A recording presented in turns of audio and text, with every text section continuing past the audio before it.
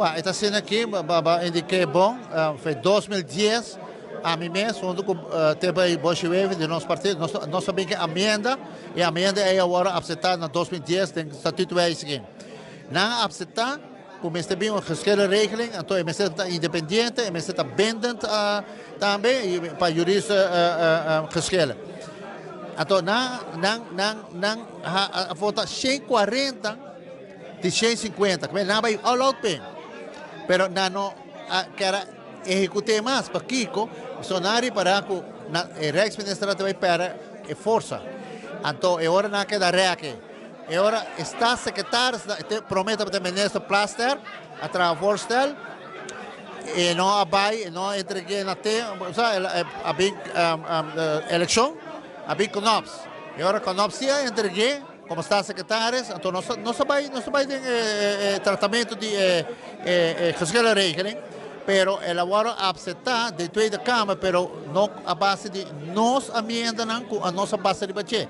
Ela hora passar para outro ponto. Então é hora Raad van State não estava muito eens que sei, então é hora vai esta Kamer. So Tweede Kamer está ok. Então esta Kamer mesmo está aí, pero na schorse reunião e depois na trekken in. Dus na trekken in e voorstellen. O que não se faz, nós sabemos não. Aqui nós estamos staatssecretaris, minister de Holanda, entregar Rijkswet. O statuut dat doen na oportunidade na nós, na gevolmachtigde minister para entregar. E nós também se acaba, a mim traz como a senda, nós traz iniciativo Rijksvoorstel, nós laga o parlamento não de Aruba, Corsau, com o mata também o aqui para botar bloco, para formar bloco toch. Pessoal, para ora bem tratar, ora não entregar, eu vou tratar, pessoal, tem que tratar. Claro, nós não temos voto, mas nós temos motie recht e nós temos amendamento recht.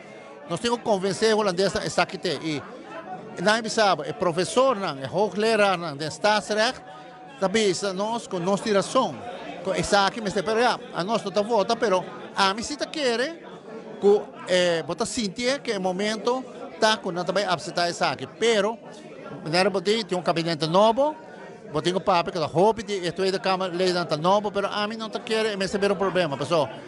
O argumento não está bom, se o argumento está bom, então é hora para passar. Behalve se está para política reden, não logra, pero me sabe se é também o ar entregar e é também o ar tratar. Então é hora você mesmo como mídia também seguir e nós também onde qualquer pega, ou é hora aceitar e por fim nós temos geschillen regeling.